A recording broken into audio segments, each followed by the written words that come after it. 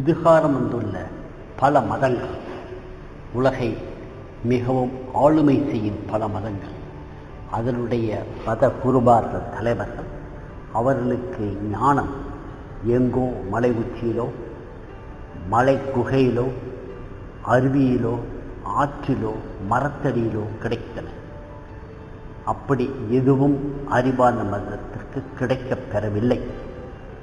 எத்தனையோ விஞ்ஞானிகள், எத்தனையோ பேரறிஞர்கள், எத்தனையோ தத்துவ ஞானிகள், இவர்கள் எல்லோரும் இந்த அறிவார்ந்த மதத்திற்கு மிகப்பெரிய பங்களித்திருக்கிறார்கள். இது காலங்காலமாக சுமார் 3000 ஆண்டு மரபுள்ள ஒரு தொடர் முயற்சி. இத்தகைய பேரறிஞர்கள் மட்டுமல்ல, மிகச் சாதாரண மனிதர்கள், நீங்கள் சாலையில் பார்க்கக்கூடிய மிக ஏழை எளிய மக்கள், தொழிலாளிகள், நெசவு செய்வர்கள், விவசாயம் செய்பவர்கள், பசியால் வாடுபவர்கள், அவர்களிடம் இருந்தும் சிறந்த கருத்துக்கள் திடீரென்று வெளிப்படும். ஏனென்றால் ஒவ்வொரு மனிதர்களும் ஒவ்வொரு வகையான வாழ்க்கையை பட்டு அனுபவித்திருக்கிறார்கள். பட்டறிந்து, கட்டறிந்து, கேடுகட்டு அல்லது ஞான ஒளியோடு சிலர் வாழ்ந்திருக்கிறார்கள். அவர்களுடைய கருத்துக்களையும் சேர்த்து எடுத்துக்கொண்டிருக்கிறோம்.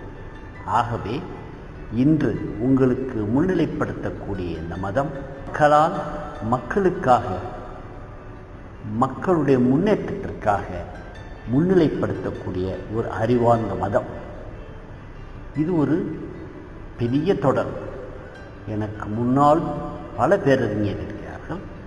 நான் அவர்களிடமிருந்து கற்றறிந்தது, கேட்டறிந்தது, சாதாரண மனிதர்களிடத்தை புரிந்து அவர்களுடைய அறிவை சேர்த்து கொடுத்து நான் உங்களுக்கு முன்னிலைப்படுத்தக்கூடிய ஒரு சின்ன ஒரு கண்ணி, அவ்வளவுதான். எனக்கு பின்னாலும் பல பேரறிஞர் வருவார்கள். இத்தகைய அறிவார்ந்த மதத்தை செம்மைப்படுத்துவார்கள். நம்முடைய வாழ்க்கை நெறியை மேம்படுத்த அவர்களும் அவர்கள் பங்களிப்பை செய்வார்கள்.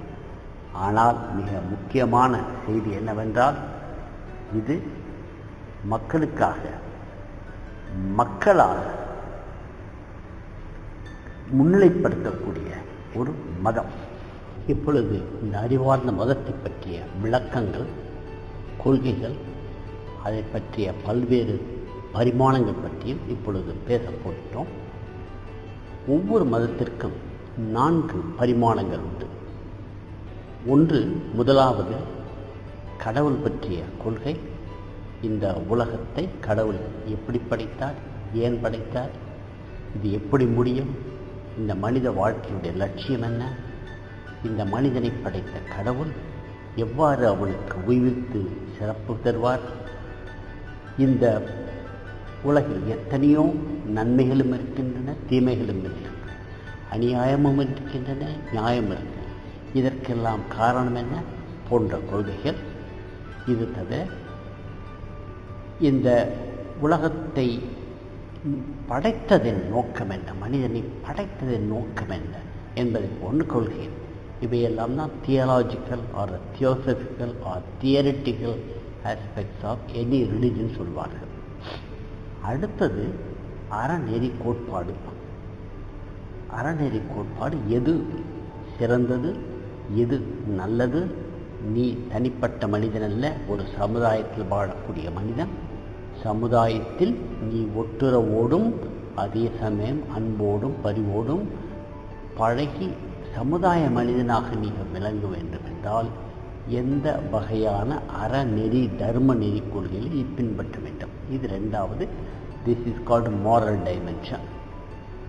3வது இமோஷனல் டைமென்ஷன். ஏனென்றால் மனிதன் எப்போதுமே அறிவு செறிவோடு நடப்பதில்லை. மனிதன் பல சமயங்களில் மடத்தனங்களும் தவறுகளும் பாவங்களும் செய்கிறார்கள். இது இயல்பு, இது ஒரு பெரிய அதிசயம் கிடையாது.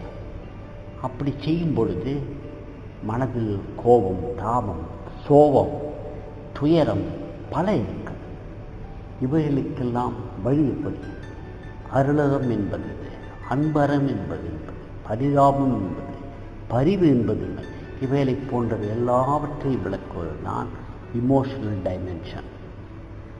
நான்காவது ரிச்சுவலிஸ்டிக், அதாவது வழிபாட்டு முறைகள் அல்லது அந்த குறிப்பிட்ட மதத்திற்கே உரிய சில சிறப்பான அம்சங்கள். இதுதான் ரிச்சுவலிஸ்டிக் அல்லது வழிபாட்டு முறைகள் என்று சொல்லலாம். இந்த 4 பரிமாணத்தையும் புரிந்து கொள்வதற்கு ஒரு எளிய உதாரணம் சொல்கிறேன், முழுமையும் புரிந்து கொள்ளும். நமக்கு எல்லோருக்கும் பழக்கப்பட்ட ஒரு அற்புதமான மதம் கிறிஸ்தவ மதம், கிறிஸ்டியானிட்டியை பொறுத்தவரை இயேசு பெருமான் இறைவனுடைய மகன். அவர் இந்த மண்ணில் அவதரித்தார்.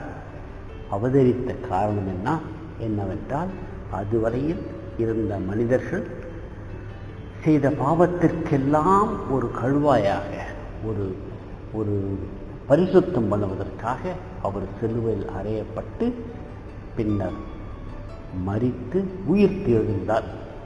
அவருடைய பிறப்புடைய நோக்கம் மனிதருடைய பாவத்திற்கு ஒரு விமோச்சனம் தேடுவதுதான்.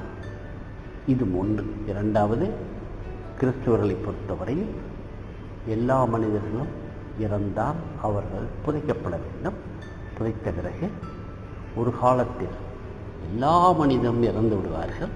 இறந்த பிறகு இந்த இயேசு பெருமான் இறந்தவர்களையெல்லாம் உயிர்களையெல்லாம் தேடி எடுத்து அவர்களுடைய ஆன்மாவோடு ஒன்று சேர்த்து ஒவ்வொரு மனிதனுடையும் டே ஆஃப் ஜட்ஜ்மெண்ட், தீர்ப்பாய நாள் அன்று அவருடைய செய்த நன்மைக்கு தகுந்தாற்போல் சொர்க்கமும், அவர்கள் செய்த கெட்ட பழக்கங்கள் கெடுதல்களுக்கு தகுந்தாற்போல் நரகமும் அளிக்கப்படும். இதுதான் அடிப்படை கொள்கை கிறிஸ்துவத்தை பொறுத்தவரையில்.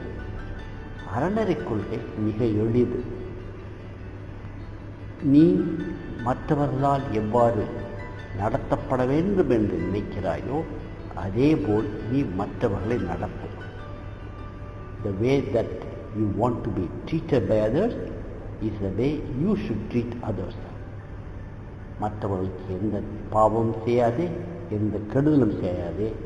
ஏனென்றால் அப்பொழுதுதான் உனக்கு யாரும் பாவம் செய்ய மாட்டார், உனக்கு யாரும் கெடுதல் செய்ய மாட்டார்கள்.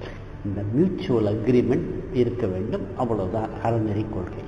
அதன் அடிப்படையில் தான் பிறன் மனை கவர்தல் தப்பு, பிறன் பொறுதல் வெகுதல் தப்பு என்று வரிசையாக வருகின்றன.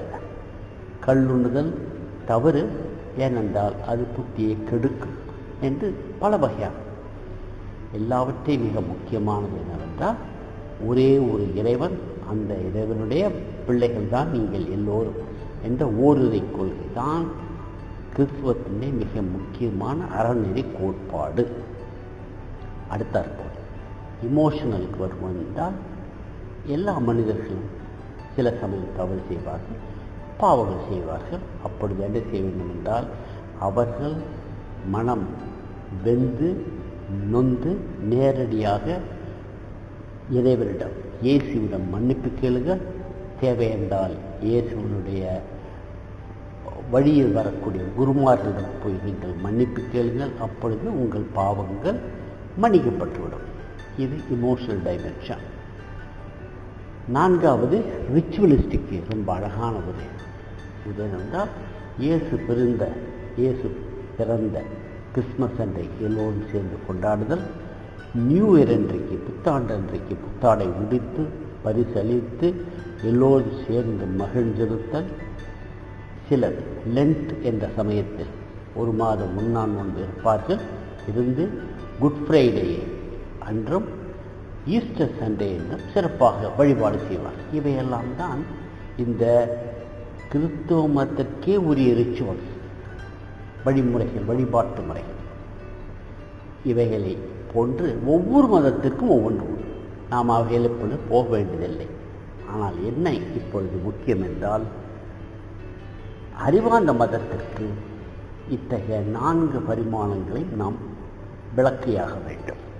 அப்பொழுதுதான் அது ஒரு மதத்திற்கான முழுமையும் செறிவும் பெறும்.